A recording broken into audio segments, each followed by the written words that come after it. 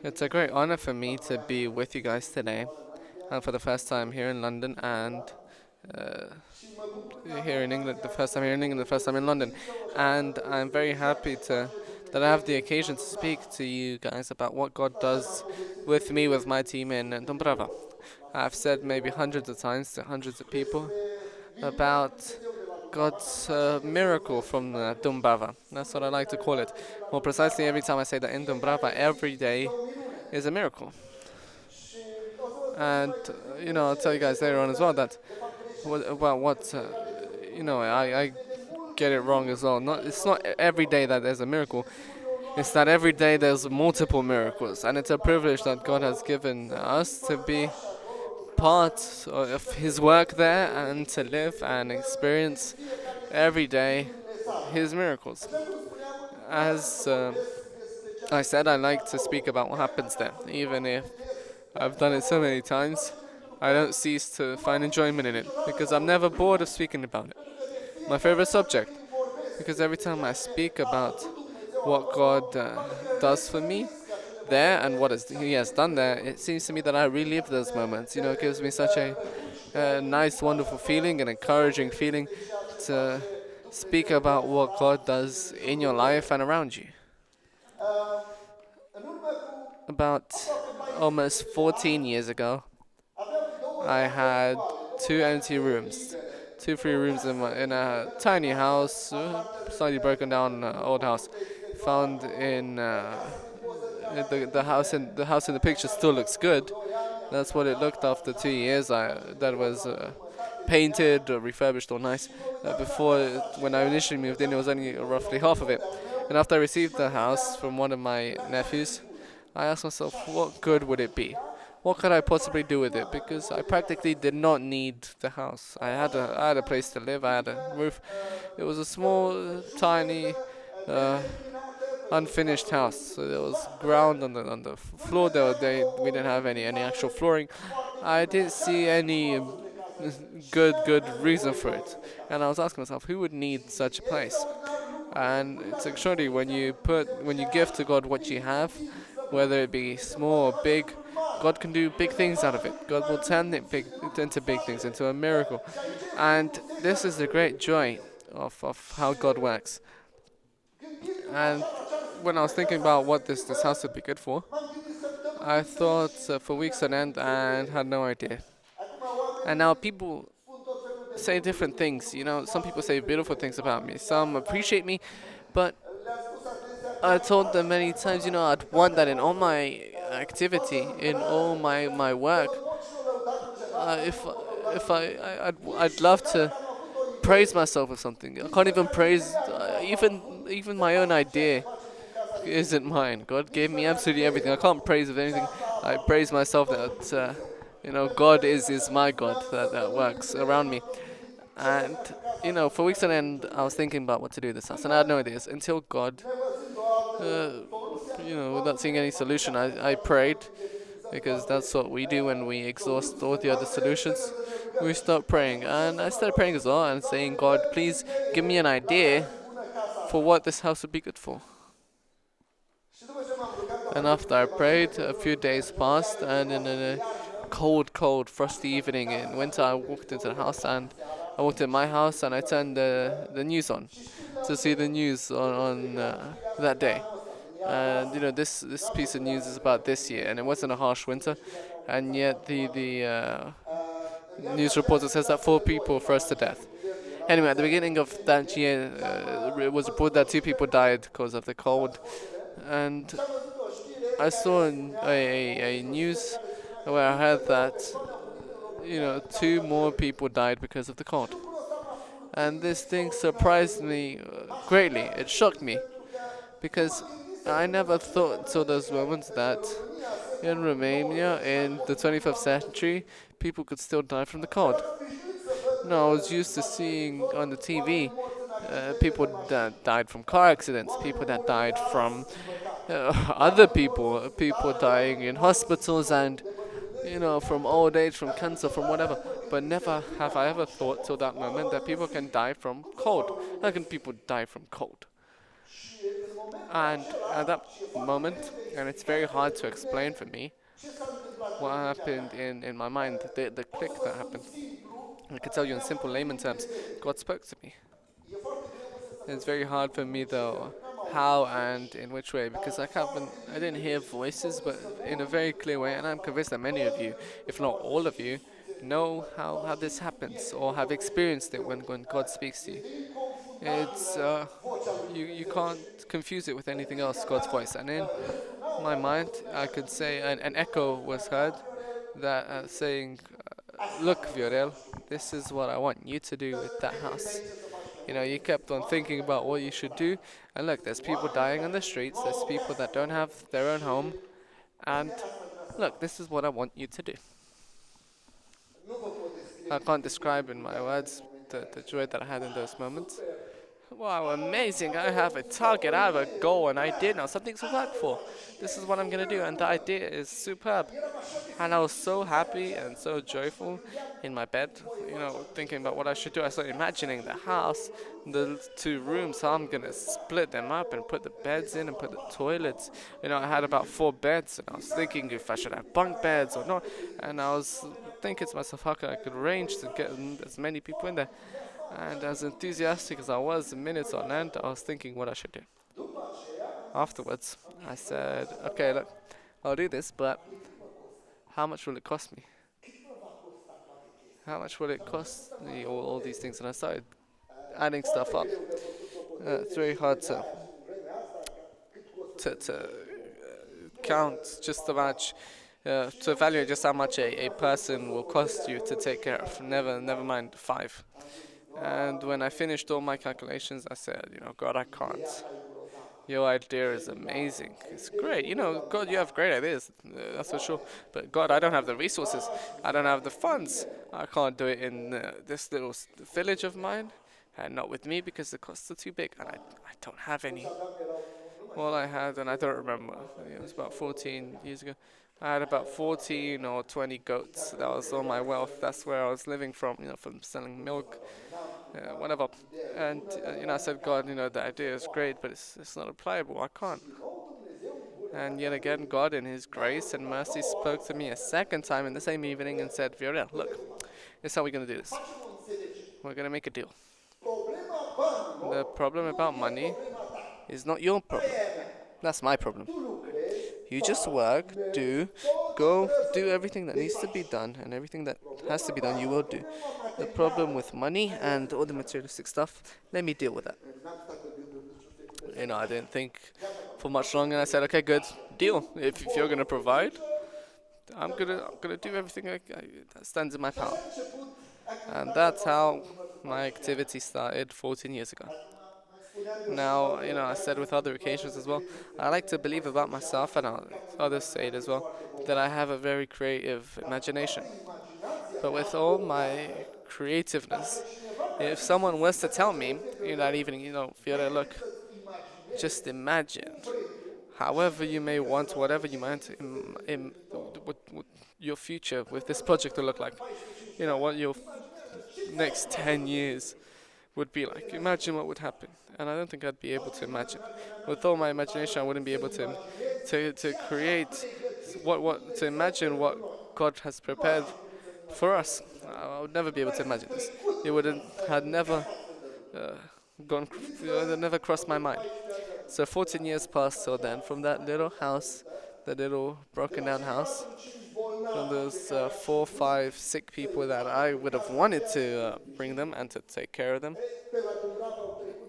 In Dumbrava, about 2,000 years have passed by. At the current time, we have around 400 sick people that we take care of, that every day are taken care of in the hospitals. And I want to mention this at the beginning. The most extraordinary thing out of all the extraordinary things that happen is that never in these 14 years have we not lacked anything.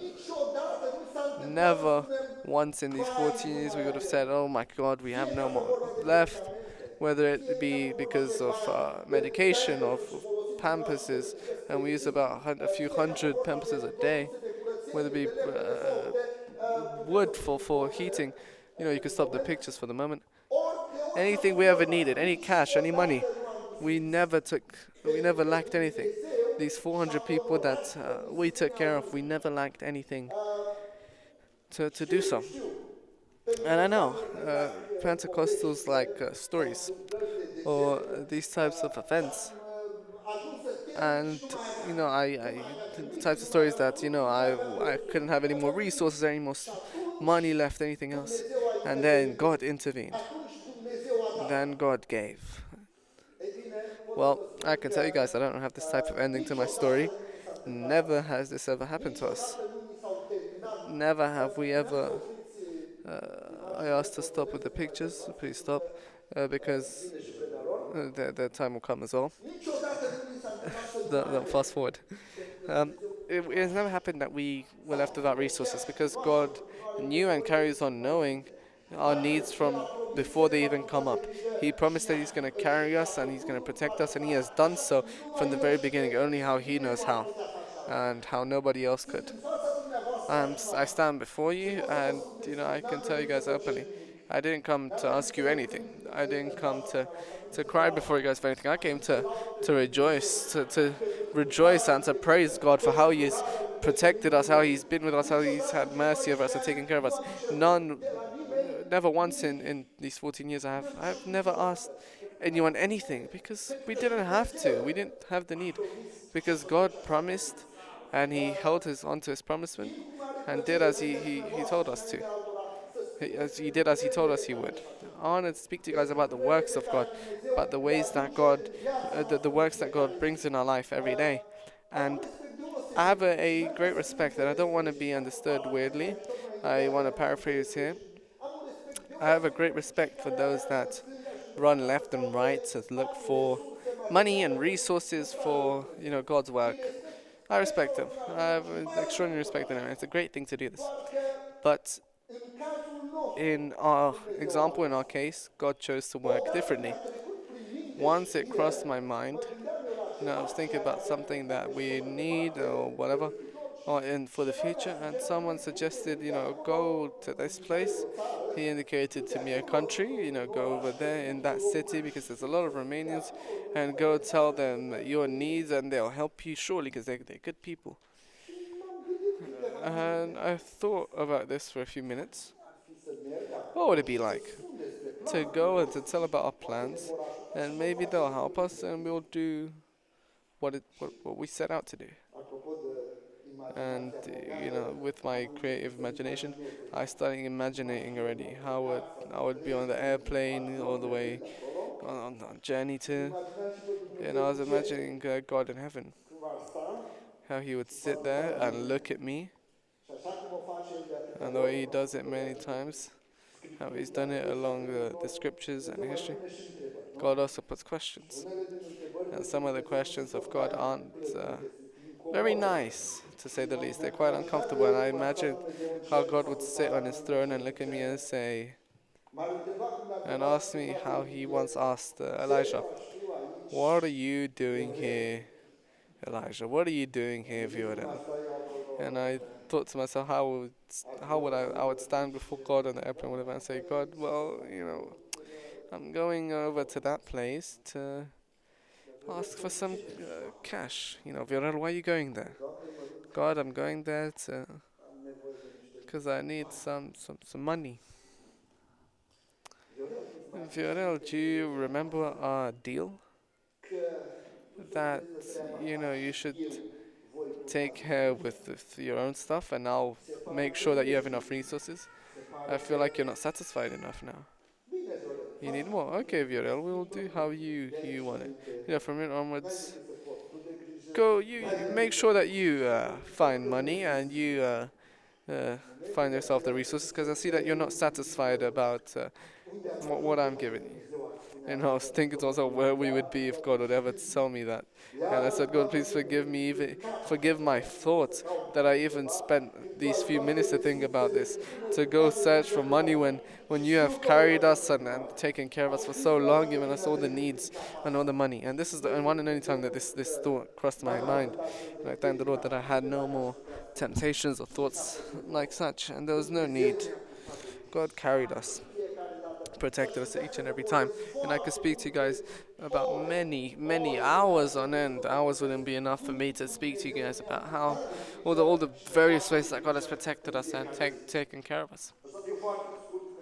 Now, on shorten down my stories because time doesn't allow me to tell you guys everything that we do in Dumbrava.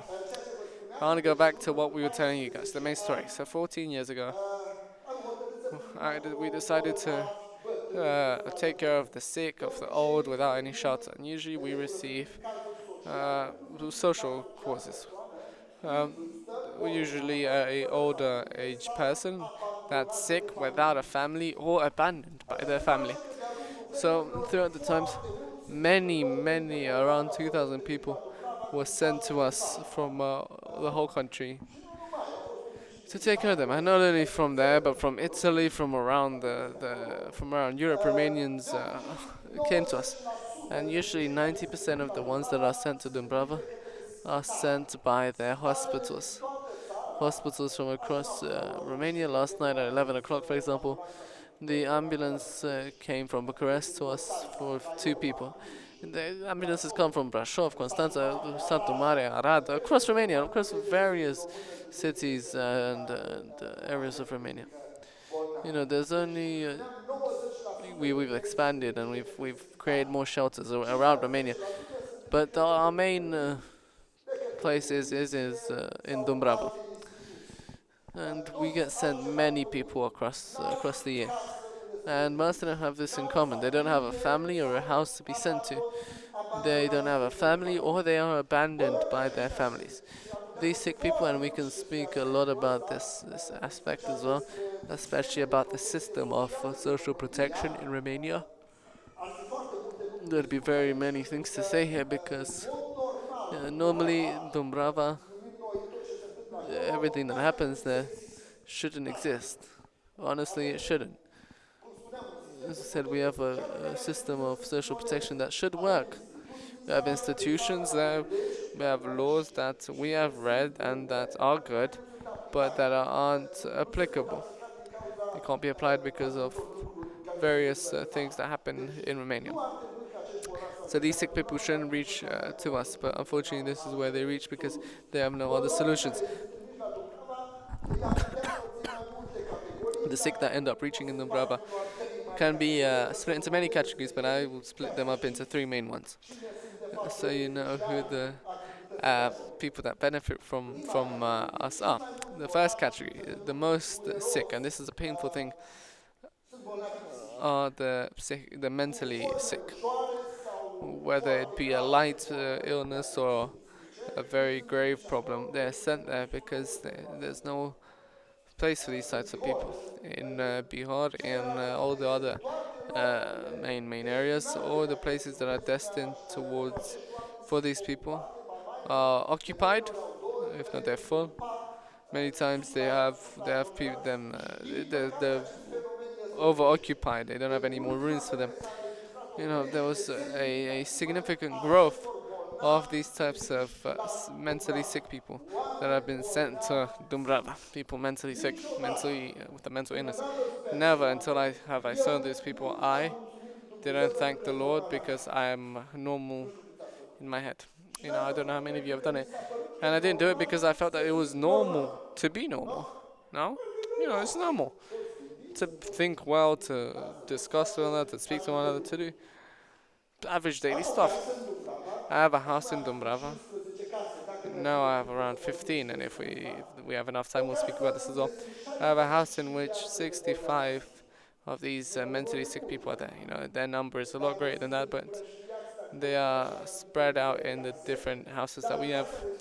But in that respective house, the most severely ill people are there. 65 of them. The moment that you step foot in there, from the first moment that you step in the court of the house, you start seeing how blessed you are that you're normal.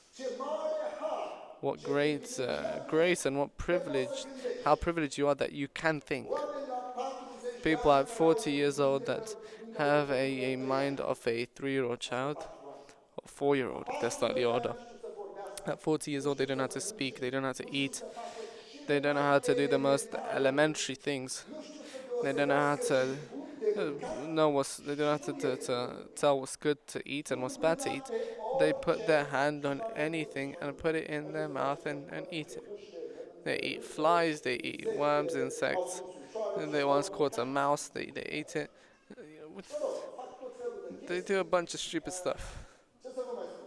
What can I tell you? They don't use their toilet. What toilet? They have no idea how to use the bathroom. They go, they do their needs everywhere, and in their nappies. And this is in the good examples. I'm not going to describe you all the examples. I'm afraid not to terrify you, but it's a great thing to be normal. And he's sick. This is how some were born, and how they live through their whole life. But unfortunately, some people were once normal, had a house, a family, a workplace, a position in society, and after some traumas, some dramas, tragedies happened in life, they went mad. The children died in tragic accidents, whatever, and the person went crazy, went mad. Something clicked, the mental illness clicked. They don't realize what's happening around them anymore, and they fell into this mental illness. There's so many different causes and things happening. Most people are with daily treatments, daily pills and medicines are administered to them. We have some that auto mutilate themselves. They don't like if something happens they don't like. Some react in various ways. Some will knock their heads on the walls until they get what they want. I have a guy that there's a pillar of um, a concrete pillar in the garden, and if I have one specific person, when he's annoyed, he goes up to the pillar and starts knocking his head on it. It's tragic. It's sad. They scratch their faces if they don't. If he doesn't have nails, he'll scratch his face with rocks, with cutlery tools, with whatever. And everyone manifests himself in a specific way, and it's sad.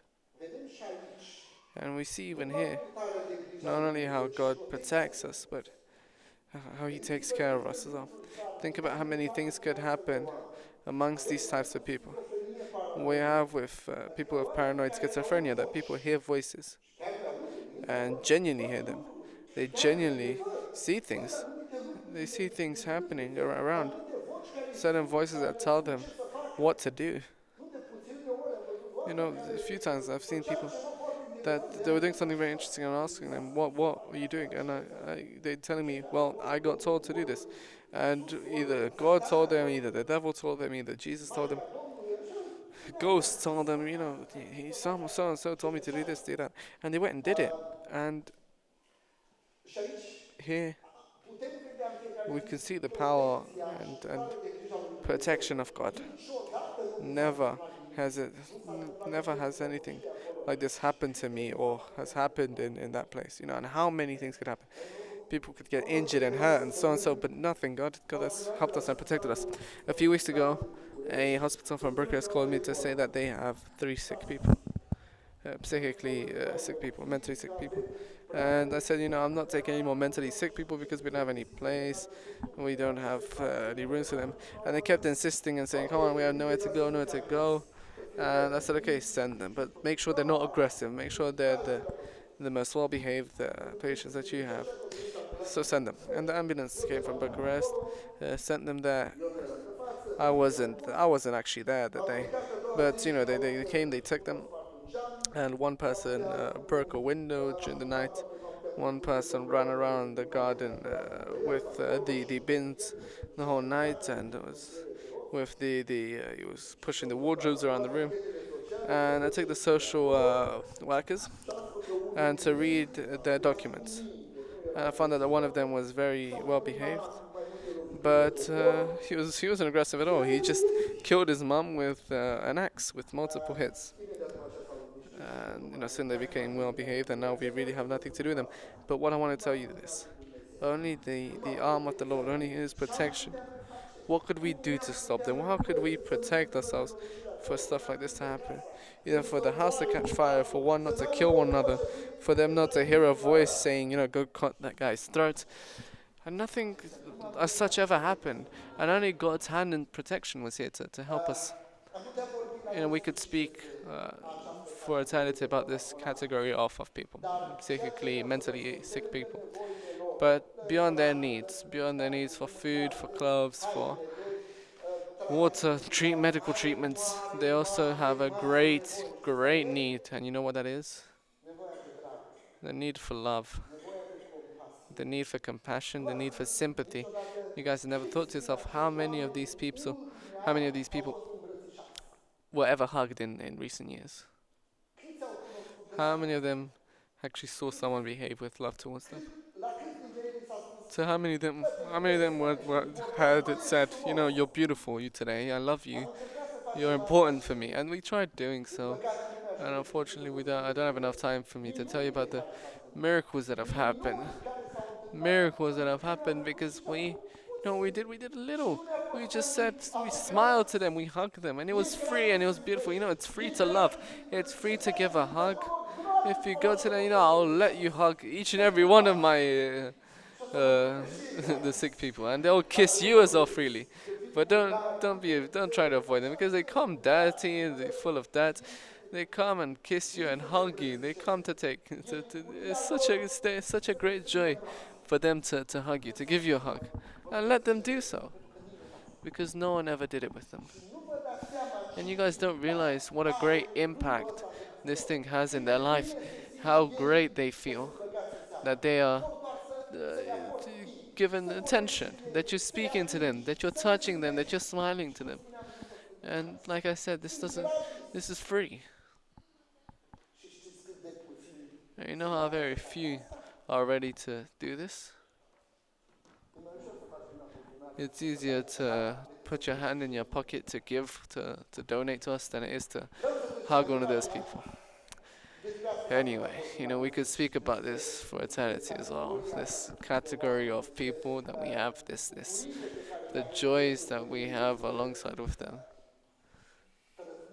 The pranks, let's say, that these people pull on us. There's many, many to say. And the second category of people that are sent to us at Dumbrava are the people that never had anything. Homeless people, people with nothing, people that came from orphanages, maybe from disorganized families that split up, people that didn't manage to do anything with their lives. Some aren't completely homeless. Maybe some of them worked as shepherds. Some slept on so many benches around Romania, on the bridges, and makeshift homes. People that no one care about really. They come to Dumbrava. They're brought here. The moments when they can't work anymore, they can't beg anymore, they can't steal anymore, because of course many were worse thieves, criminals, with more active crimes. They went to jail, maybe some came out, and when these people are sick, they paralyzed, they get cancer.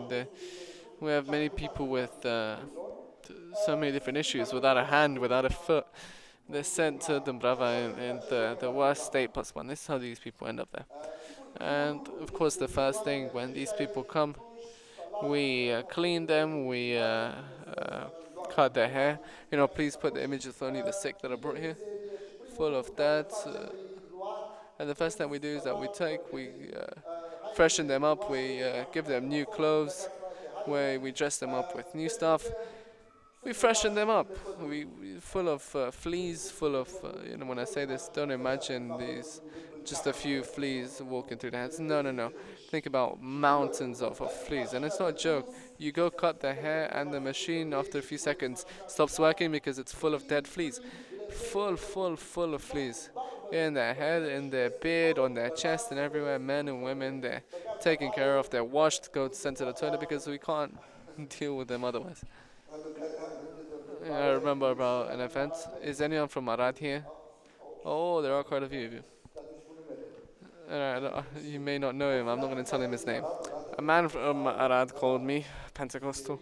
I was very humble, of course, as a Christian should be. Called me to say that he wants to come to Dumbrava to preach the gospel to these people. And I said, okay, go. They'll, if you don't find anyone, tell them that you're sent by me. You spoke to me, and it's all right. 10 kilometers away, you went to the man very humbly dressed accordingly, very simply, maybe a little too simple. Thinking about it, anyway, he went and rang the door, and a woman came out, and that man, anyway, started saying that he spoke to me, and that I told him that he could go and preach the gospel there, and that's it, without saying any more reasons or whatever. And the woman looked at him, measured him, and said, "Okay, cool, you could go." And says, "Okay, come." And the man walked in, and when he's in the middle of the court, it was summer. The woman brought him a chair and said, "Okay, sit here." The man looked and sat there, nicely on the chair, not saying anything. And the woman carried on with the procedure, the standard procedure, let's say, and said, "Do you have any acts on you, any paperwork?" And he said, "Okay, look, I have. Here's my ID. Give it to me." The man gave his ID or whatever, looking a bit surprised about what's happening. Why was she asked for his act? She took the axe, she put it there in the main office, looked back with some scissors. And the man looked very surprised. And the woman said, "Okay, look, I'm going to cut your hair." And the man said, "Well, no, I'm not going to cut my hair." And she says, "Yes, of course. We have to. It's a required procedure. Everyone that comes here needs their hair to be cut." And the man looked around and said, "But I don't want to get my hair cut." "No, you can't. This is the procedure. It's the rule." And the woman, used to these types of refuses.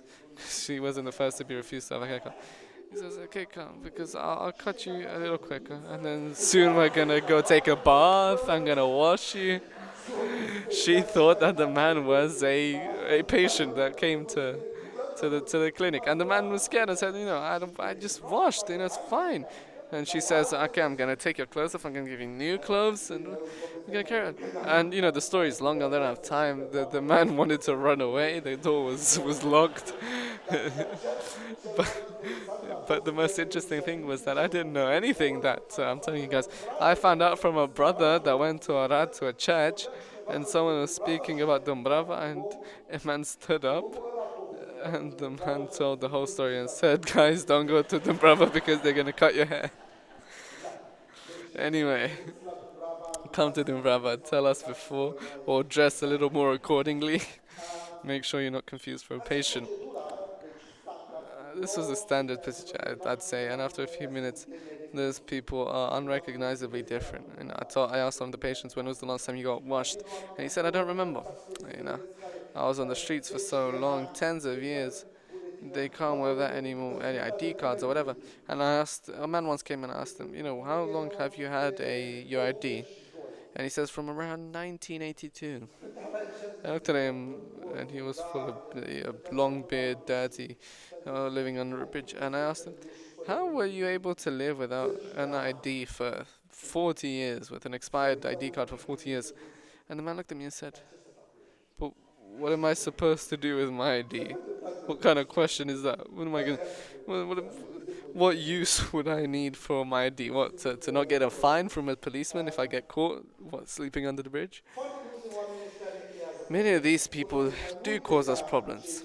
Sometimes more than the mentally ill people, because many of these homeless people, after tens of years of being homeless, they tend to live like they do on the streets, in dirt. They hide things. They hide their bread, for example. That's how they're taught. When they have something extra, they hide it, because just in case tomorrow they may not have bread, and they hide it under their pillows, under their wardrobe, in their wardrobes, under the mattress.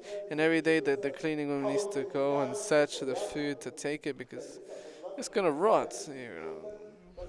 We have enough food every day. There's none to worry, but these guys just cause so many problems, and many of them. And this again is a miracle from God. Imagine that all the people that come there, and the main majority were alcoholics. They weren't all good boys. On the streets, every one of them became alcohol addicts, maybe even some drug addicts. And it's a great miracle that once they step in the house, they don't drink anymore. And of course, they don't have what to drink, but the idea is that they don't manifest as if they'd want to. Nothing happens. It's as if they never drank. They don't smoke. They don't drink. 400 people that don't smoke and drink anymore. And the doctors in the hospital ask me and are amazed and say it's a miracle from God. This they didn't have any panic attack or whatever from the shock to the body to not have any more alcohol. Anyway, a man was brought to us once from somewhere in Urdu and brought them to Dumbrava with the ambulance. And I was there. He opens the door to take him out, and when the man was about to come out, he was walking left and right in every direction. Yeah, the guy from the ambulance was annoyed and angry and started swearing at him. Where are you going? Where did you get drunk? Because you were awake when we put you on the ambulance. And when he looks, he saw a bottle of disinfection bottle, and it was fully empty by the time they were done with the ambulance trip. People that drink absolutely anything that has alcohol, that are willing to steal anything. And he was coming down from the ambulance and he was holding his shirt a little weird on him, because the ambulance leaves anyway. And when the woman comes to take his clothes off, the first aid kit from the ambulance was in under his armpit. He stole it, and there's many things that these people do. Anyway, but there's a more critical period that these people need to get used to. They get out of their bed and they feel they're lazy, because I don't find a better word. They're lazy to go a few tens of meters away up to the bathroom to brush their teeth or whatever, and they do their need. They do their bathroom needs, their toiletary needs, sometimes in their bed or around the corner of the door. And there's many problems, and I don't want to speak. I don't want to go into depth of this.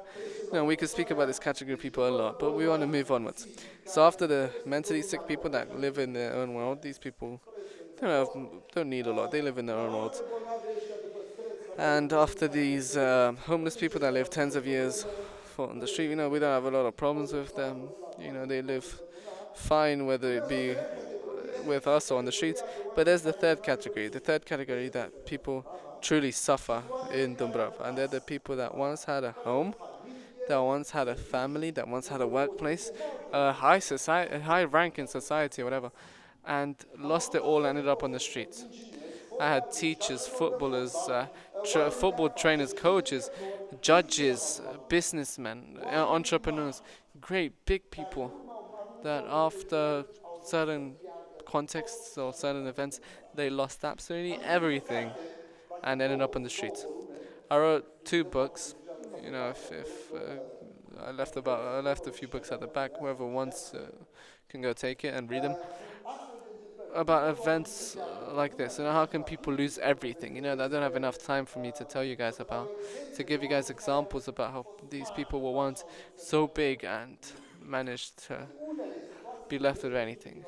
In many situations, it's their fault. Their actions or their non-actions, the way they behaved, brought them to the state that they're currently in. And this isn't our problem to start judging people, start judging about what they did, if they deserve to be in this state, if they deserve to be helped or not. Some Christians came to me, and I want to paraphrase here, and I want to speak slightly faster because time passes, and I'd speak for hours on end, but I'll miss my flight. A few Christians came, and listening and seeing their past, listening about the past, they said, these people don't deserve to be helped, brother. They don't deserve. They killed that guy, they stole from that guy did this and the other, and that's how they came to power and lost their power. And so many Christians have told me this, until you know what happened? I started believing it. I started thinking, do these guys actually, are these guys right? There's so many people that have done so many bad things. Do they deserve to be helped? But God is good. God saw my frustration, God saw my thoughts, and spoke to me just like only He knows. Through a verse in the Bible that was there till the Bible was created. And I didn't notice it, or maybe I didn't see it. Job 6, I think, around there. About the verse says, that the one that suffers, you know what he has? The right. The one that suffers has the right to access the mercy of his friend, even he if he was unrighteous towards God. We see that God is, I paraphrased, God is very sensible with certain people. Take care that you don't touch you don't mess around with the need of the orphan, of the need of the foreigner in your country. God is very careful with the rights of certain people. And in Job, we find another category of people that have rights, and God takes care of their rights, the rights of a man that suffers. If a man suffers, it's not your job anymore what he's done. You shouldn't be worried about their history, whatever. If a man suffers, he has the right to access your mercy. And if he doesn't find any mercy with us, where is he going to find any? If we so-called Christians aren't merciful towards them.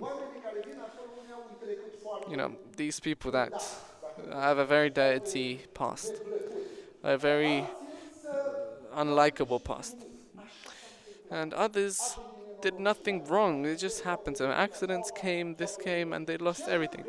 The most grave cause is, however, those that have currently children, and their children and their families have abandoned them. We have people there that have children that they haven't seen for 10, 20, 30, 40 years.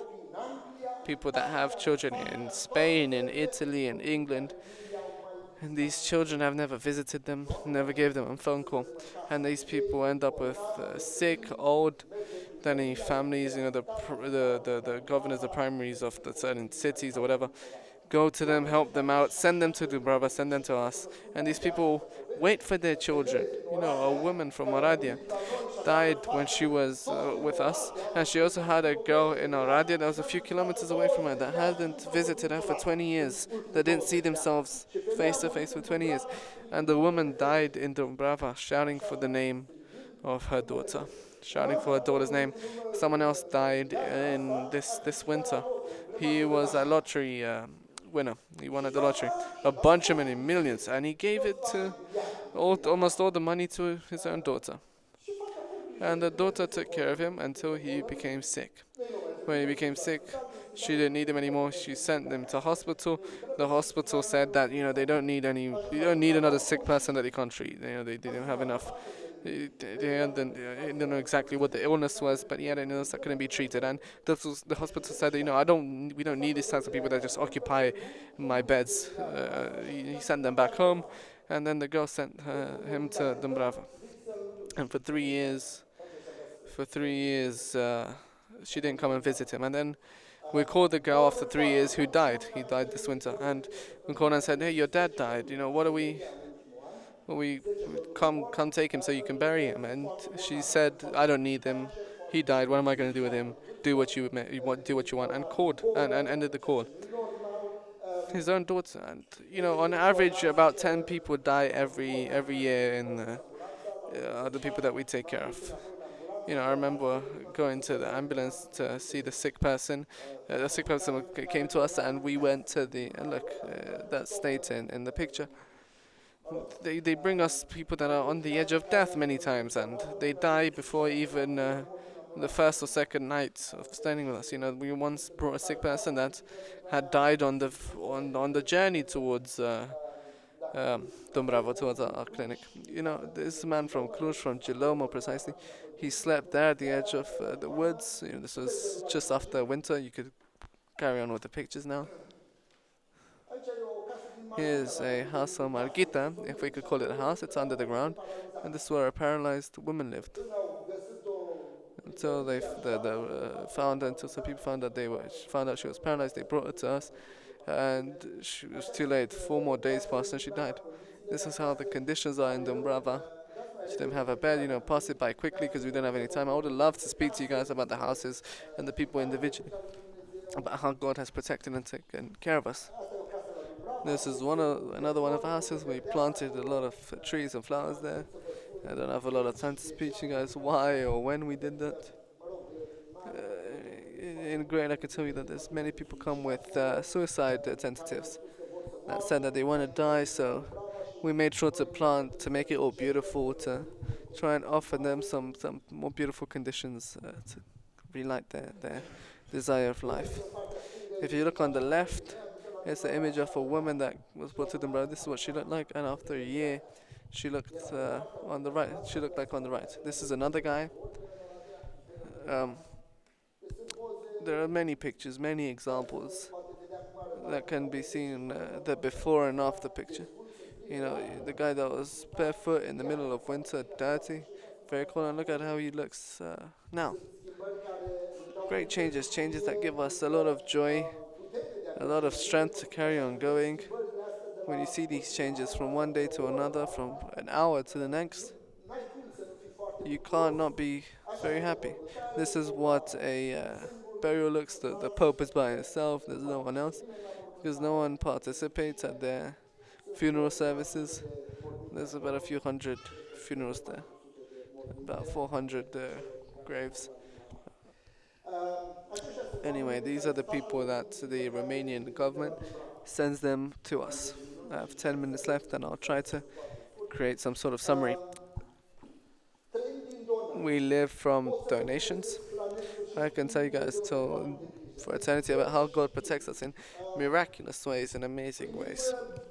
We receive food products, money, we receive materials, so many different goods that we need from wherever we expect less. You know, it's I always speak because I haven't managed to forget yet. A group of children, gypsy childrens in Dobrești, if you guys know the area, if you guys know Bihor. Um, a week, there's a week called the different week, and where the children are taken out of the classroom and taken to museums and to various different culture areas. And you know, the teacher decided to take their children on a trip to Dumbrava. You know, they take them with the school coach, and I was telling them what could happen if they start taking drugs, alcohol. They need to surprise their family to take care of their family. And before they left, I saw that everyone was coming down from their. When they were about to leave, each of the children walked up on the coach. They took a little bag, came back down, left the bag on the doorstep of one of the houses, and then they left. So then we went to the bags, we opened up, and in a bag I found 2 onions. In another bag I found 3 potatoes. In another bag I found a klisa, which is a half-eaten croissant type dessert. You know, and I said, this isn't, 3 potatoes, 2 onions, whatever. It's enough for a meal for 2, 3 people. There's no, from this little that you can give, a man can eat out of. Because if we'd expect to receive a lot, we'd all die from hunger then. No, God bless us from little. Very poor people that gave there. Uh, no matter how little you give, it's still accepted. I was called once from Arad to give a pig. A pig is usually the meal for about 400-ish people. 400-ish people can eat from one big pig, one massive pig if they all have, smallish, mediumish, enough to satisfy you. And I was given the pig, and I looked around, and it was the poorest person that you can imagine, the most broken down house. How can I take the pig from this guy's house? If this guy was giving me a pig with great joy and happiness, how could I refuse him? So we find many poor people, many poor people that are truly Christian, and even those that aren't Christian, that feel compassion, and the most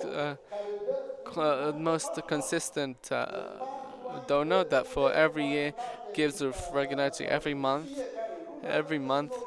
He's an Orthodox that never saw me outside, that I never met, never came to Dumbrava. He heard about us and decided to give, and for 4 years gives to us monthly, and not a little, about 3,500 pounds a month. An Orthodox. I'm not going to tell you his name. Someone from Maramuresh. I'll leave it at that. And a lot of Romanians that are working across Europe, but most in Austria, help from time to time, and some of them Christian, some of them not. They donate with their money, with their food products, and you know, each of them, everyone that gives is important. But most people that give are Romanians from Romania, the medium class, pensioners at times. Those are the people that help most. I have 5 minutes left, and I'd have many to tell you guys, but I'll stop at what should I tell you of? From the many that I have, the houses, the actual, right now we have about 16, 17 houses full of sick people. I'd like to speak to you guys about how we're organized, how we function, who acts. There's too many things to say in an hour. The houses, each and every one of them, has a story, has its own story. How it was bought, how it was refurbished. Every house is a miracle of God. And I can tell you guys about each and every house, one, two. About 2 years ago, a few years ago, full of, we didn't have any more places to, in one bed, sharing a bed. What are we going to do? And I told my wife, we have no more. We can't. Where are we going to put them? We need to buy another house. Come on. I went to see a house in Tinca, about a few kilometers away from where we were. Currently, we have 28 sick people there.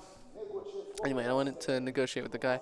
It was Saturday evening, and I offered him an amount. He dropped a bit of his original price, and there was about $5,000, euros, sorry, between what offer he was finally willing to accept and how much I was willing to pay.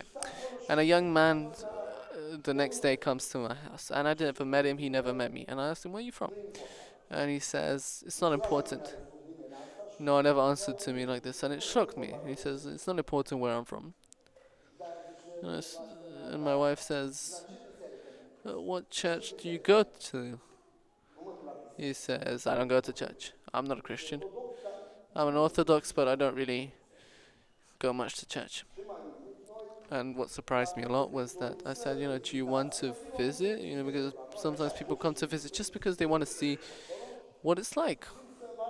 And I said, I'll come and show you what it's like." And he says, "No, I don't want to visit anything because I know what you guys do here."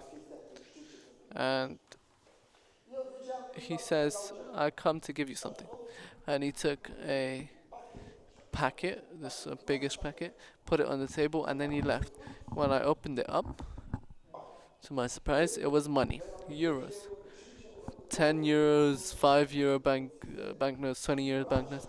And I counted them, and I counted them, I kept counting them, and I stopped at 24,000 euros. From a man that he said it wasn't important where he's from, that he's not a Christian, that he doesn't care to see. It's a miracle from God, and we went and we bought a house. We went and bought a house. It was way more than the £5,000 difference between the offer. It was enough to buy the whole thing. It's hard for me to even choose any more stories to tell you now because time is so short. You know, what I can tell you guys that we have a Facebook page. I post every Sunday evening at 7 o'clock Romanian time. A retrospective about the week, and I do this for 6 years now. Uh, Forgive me at 7 o'clock. Right here, I'll be on my phone to post the retrospective about this week, the summary of this week that we say about what has happened in the last week in Dumbrava. And we ended up quite popular by many people. As many found out about our activities there. From the Facebook page, you could also find any news if you want to sign up to find out anything else that we do there. Furthermore, in the last, I would have loved to tell you guys this. The relationships that we had with the government and other institutions, our relationships, when God wants to give you a present, many times He'll wrap it up beautifully in a problem. Do you guys understand what I'm hinting at? This has happened to me a few years ago, and I said, what a great problem. God, please, what are you doing? Only for some time, when the problem for the package to be unwrapped, there was a beautiful present lying there. That's how God works sometimes, and many people that wanted to do bad things to me, with bad, ill intentions. A Christian once came, quote unquote Christian, that made me a bad reclamation advertisement, and apparently she managed to, and she gained. I ended up being fined with about £10,000, and I said, God, what's this? Why aren't you protecting us? And God changed everything into something beautiful. He did an extraordinary thing there. The whole press, all the television came, filmed us, gave us some great advertisement. We were on TV, on national TV, and till then, we have the press very close to us, ready at any time to come and film on me.